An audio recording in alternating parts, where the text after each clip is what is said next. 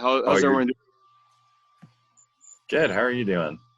Good. We had a little bit of a rain this afternoon or mid-morning, and then we got on court and been on court for the last 2 hours now. So when I talked to Nice. you earlier today, it was pouring down, but luckily here in Florida we've got clay courts, so we were able to get back on court very quickly. So it's nice. So how's everyone doing today? Be good. Doing all right. Good. We got on court with a few of them earlier today, which is probably my fault of why attendance is low on here. I might be asking too much of them today, but I appreciate you taking the time for us, and we'll share this with the rest of them later because this is an important topic, I think. And I just really appreciate you sharing some of your insights. I'll turn it to you to introduce yourself and share some fun things with us. Yeah, my name is Mike Baugh. I have been in tennis now for a long time, too long to even count sometimes. I grew up, I was a junior player. I played Division I for the University of Evansville. Played a little bit of pro circuit tennis, not successfully according to a lot of standards. And then started teaching when I was 14, actually. Started working for my club pro, taught his 10 and under players, and so I've been teaching for a long time as well. Freed him up to teach the higher level players, and been doing this for quite a while now. So it's been really fun and adventure along the way. In addition to that, when I got out of college, I was actually a biochemist for 5 years. So Wow. tennis paid for my education, and I actually used it for a while. And I got the opportunity to move to Florida. 1 second. You're good. There is where I was in Indiana at the club where I worked, we hosted a women's professional tournament, and one of the players didn't have her coach, and she actually lost in the finals of the tournament. And throughout the week, I was hitting with her and I was talking with her coach, and he actually managed a property down here in Florida, a club here in Florida. And after the week was over, he offered me the position to become the head pro. Long story short, moved down a few months later. Haven't really looked back. Worked for him for about 2.5 years. Went to another club, took that program over there, and took over a high school team, taught or coached high school tennis there, became a 2-time Florida High School Coach of the Year. Now I've coached high school tennis up here left there 3 years ago, moved up here to Clearwater. Now I've coached high school tennis in Clearwater for 3 years, and now I'm the state chairman for high school tennis in Florida. So Awesome.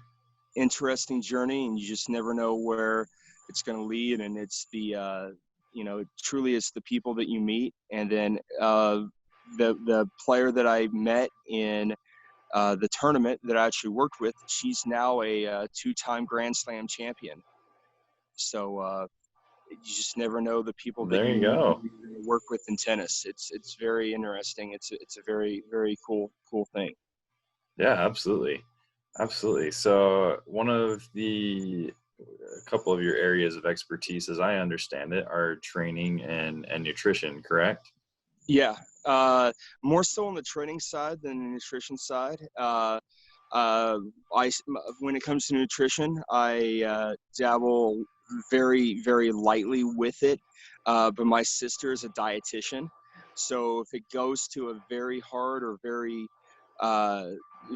in detailed question with that, I'll call my sister up, and she'll give the diagnosis or the treatment for that. But if it's a recommendation, I'll take recommendations all day, or advice, but not treatments or anything like that, because there's only so many things I can do. But as far as nutrition, I recommend for players, it's, what you put into your body is very important.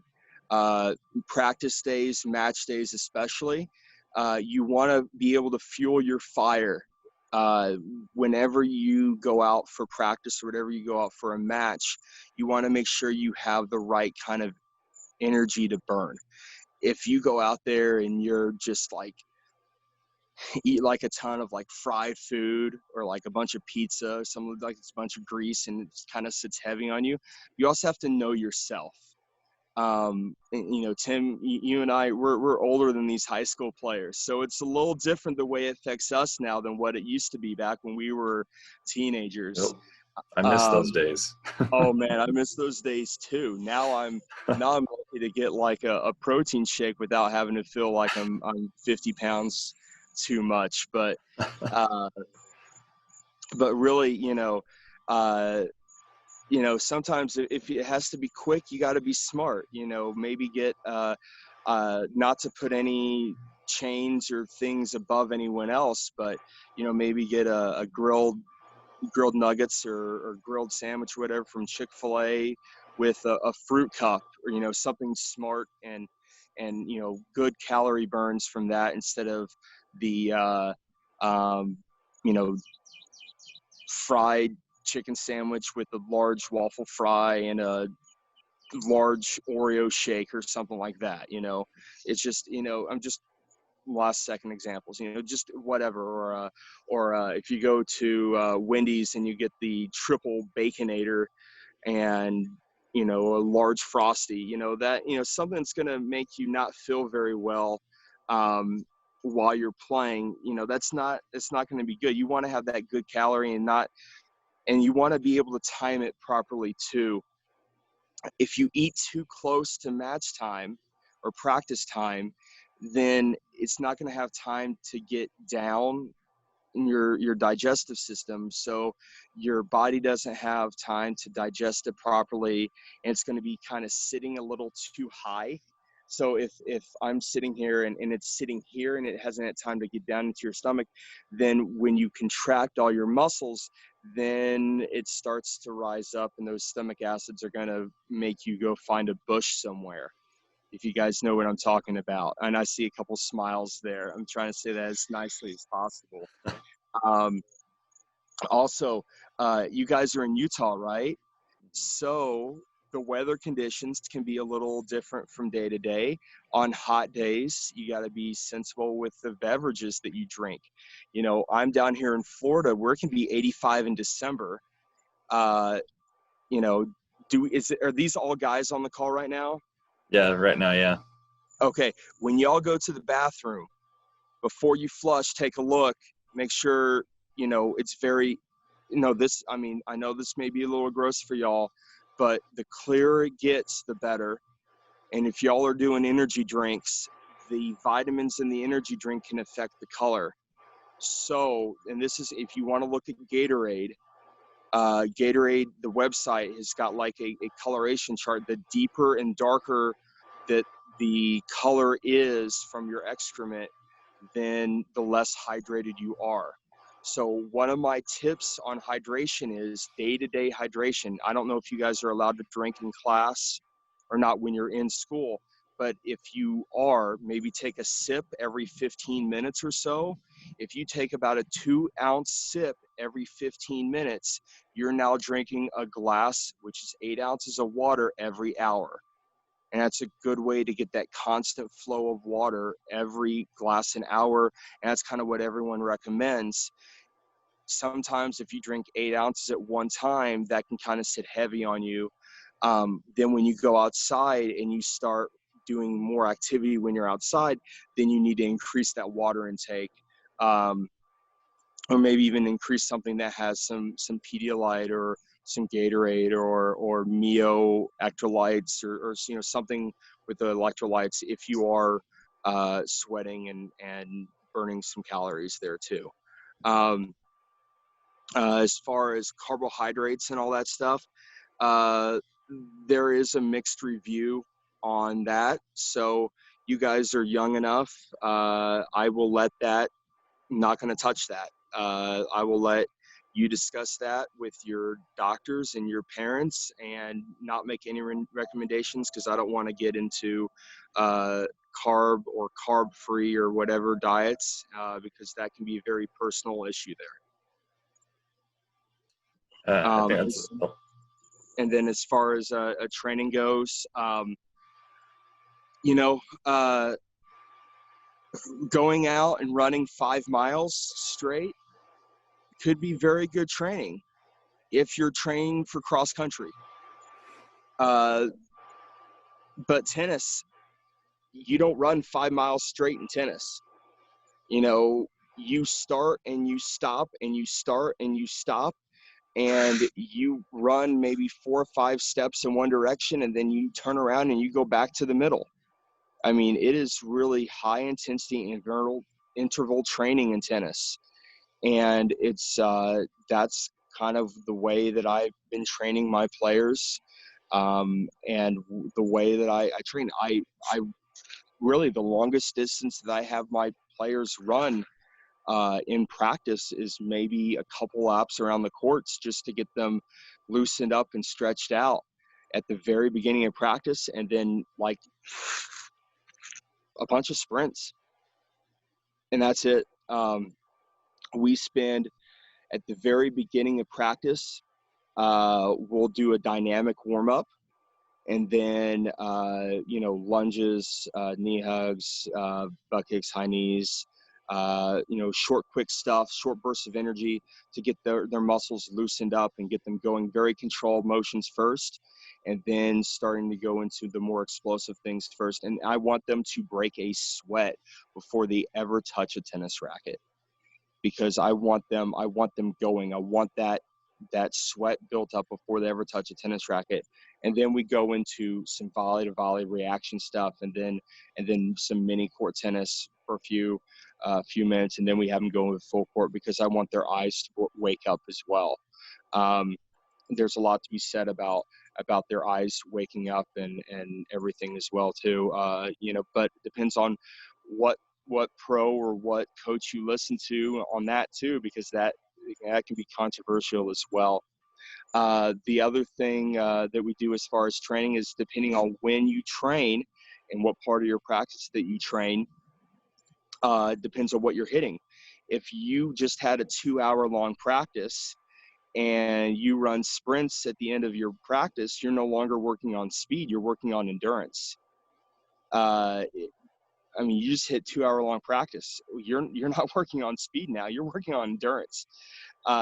So if I'm working with players and we're working on second serves at crunch time, and say we've had a hard time converting third set tie breaks, one thing I may do is I may have them run a series of suicides, or a series of 2-balls, or a series of sprints with like 20 to 30 minutes to go in practice, and just burn them and just give everything they have in the tank. And then I say, all right, we're going to play 3 10-point tie breaks to finish practice. And they are dead tired, but the stipulation is they can only hit second serves. So now with this training and the practice where they can only hit second serves, their legs are gone, because they just got done running all these sprints. They've already hit for an hour. So far, practice blocks is 2 hours. They've already practiced for an hour and a half. So they've already had their warm-ups. They've already had their hitting.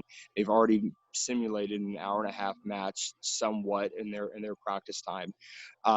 With those sprints and everything in there, they have now accelerated their block, almost, if they were like to play like another hour with their feeling time of their match.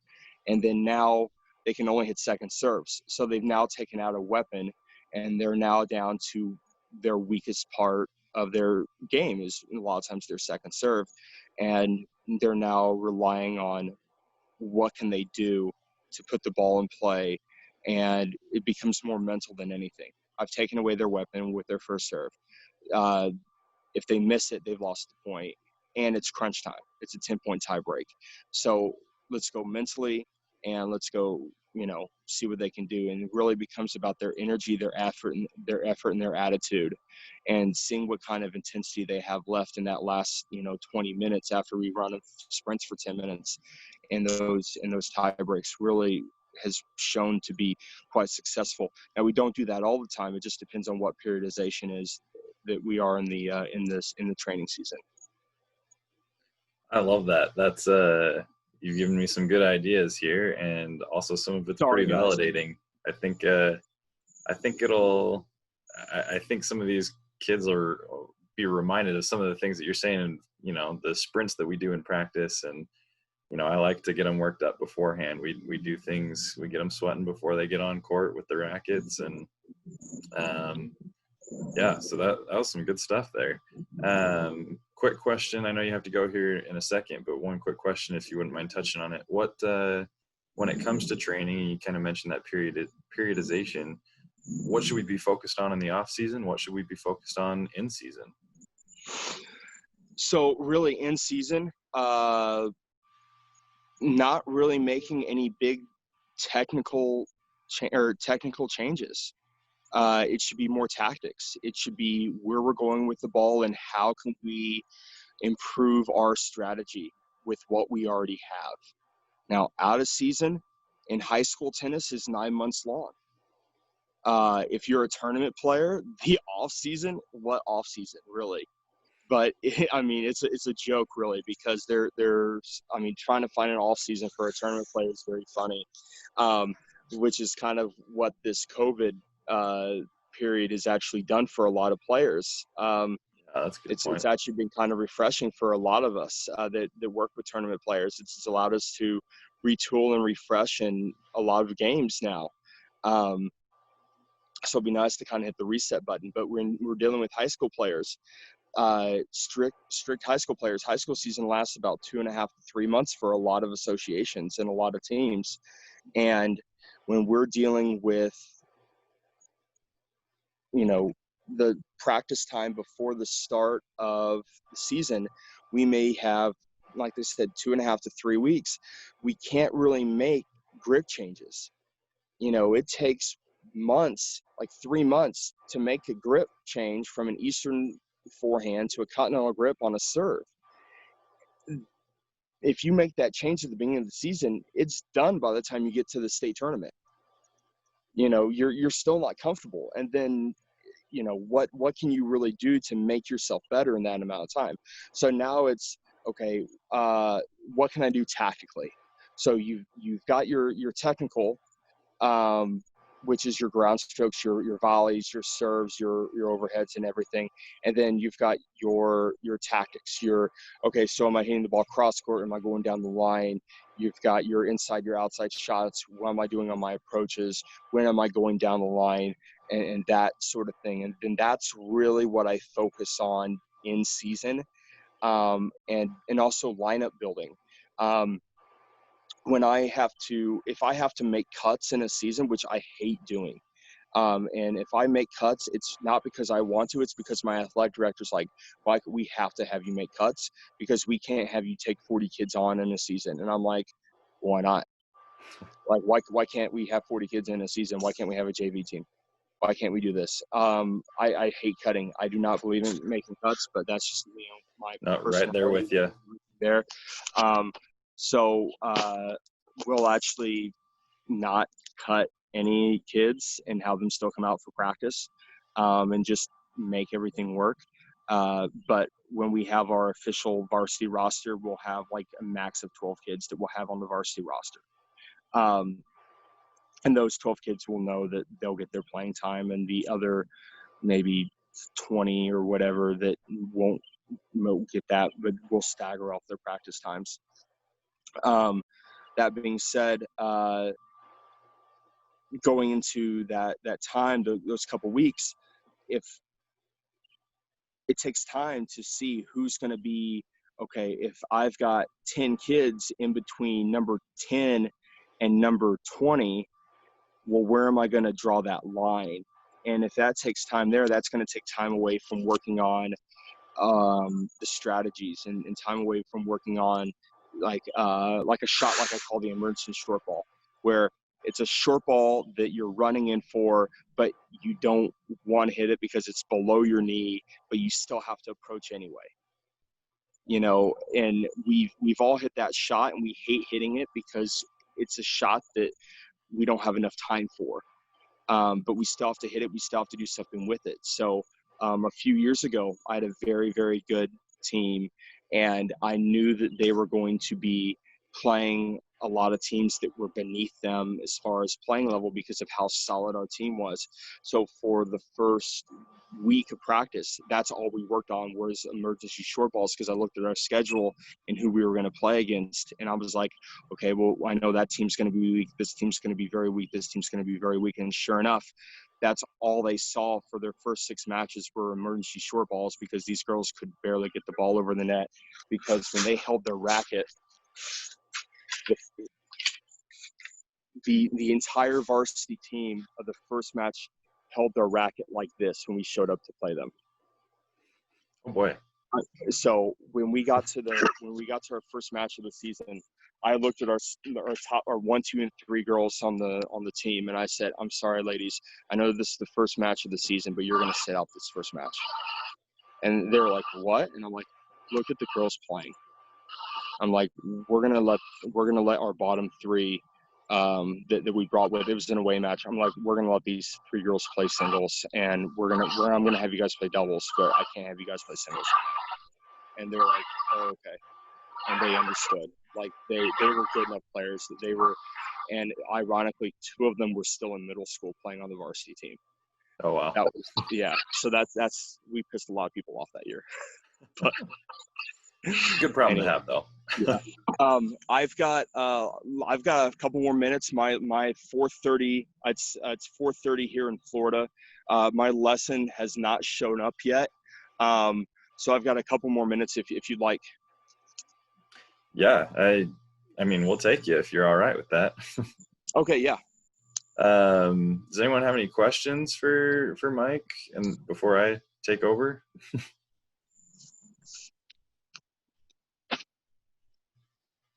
Okay, so I have a question. You know, because you're in a similar boat to us, it sounds like you have a really similar philosophy to what we've tried to instill as a coaching staff here. So when it comes to, you know, the summer months leading up, let's talk about the fitness side of it. You know, we talked about kind of the training, you know, working on more technique and things out of season, and then getting into strategy in season. What are some fitness tips that you have for the summer months before we lead into the girls' fall season? Yeah, absolutely. You know, a lot of legs. Andre Agassi's trainer, Gil Reyes, said that Agassi needed his legs. I know I'm going way before y'all are born. Oh, I got you. Agassi's son is actually signing with USC right now, so his son's older than what you guys are, but he's from Nevada, so that's kind of close, right? Like, Yeah. that's still like west too. But like, you've got to have your legs, you've got to have your balance. I mean, when I'm talking to players, like, even though you're hitting the ball with your hands, I've called the magic show, because even though you're hitting the ball with your hands, there's a lot to be done with your legs, because your legs provide your balance, they provide you getting to the ball, and without your footwork and without your balance, you're going to be all over the place, and you have to have your stability. So you have to have that balance with your legs. Also, the other thing is your core. So you can work out your calves every day, you can work out your core every day. But the other thing too is, if you only swing with your arm, so if I only swing here with my arm, I'm really working a lot here on my shoulder, and I'm going to wear that out. But if I do a lot of rotation here, now I'm using my core and I'm using my legs to power the shot. I can take the stress off of my arm and use my arm to now provide spin to the ball, or go flat, or provide whatever I need to do to the ball that way. And that way I can use the power of my rotation to either, if I need to speed it up, now I'm rotating a little bit faster, I can turn through a little bit more, or if I need to like slow it down a little bit, I can maybe not rotate so much. Like if I need to hit a slice or whatever, I can do that and maybe go a little bit more just to step in and not turn. So, you know, definitely core, definitely legs. And then the other thing too is you guys sit at a desk all day or you're on your phones. You definitely have to get back, because I call it Quasimodo syndrome. Okay, if you don't know who Quasimodo is, he was the hunchback in Notre Dame. Okay, if you guys are hunchback all over like this and you're on your phones and you're looking down, okay, I know I just did the old guy Zoom call thing where I'm looking down on the phone like this. Okay, so if you get the Quasimodo syndrome, I just made that term up. But if you're leaning forward all the time, your posture's not good, you're going to put a lot of stress on your neck and on your back. So you've got to get into the point where you can put that stress back and you can get that posture to where your middle finger of your hand is now in line down on the middle of your leg, not in front of your pockets, but more down, if you're wearing jeans, like on the seam of your jeans, and having that really good posture. Because when you're turning, if your shoulders are curved forward on your posture on your shots, now you're swinging more down instead of swinging around, and that's going to affect your shot trajectory and everything, and you're going to have to compensate for that. And then now if you're putting the posture, if your posture's off, then you're going to have to try to fix that, and then now you're more likely to pull your back and pull your hamstrings because your posterior chain is kind of messed up a little bit. But anyway, guys, my lessons showed up now. I really appreciate Tim, you for having me on this call. And if there's anything else I can do, please let me know. Reach out. You've got my information, and it's been a pleasure. Yeah, thanks, Mike. Really appreciate your time. You're awesome. All right. Thank you so much, guys. Take care. Thanks. Good We'll luck see this ya. season. Thanks.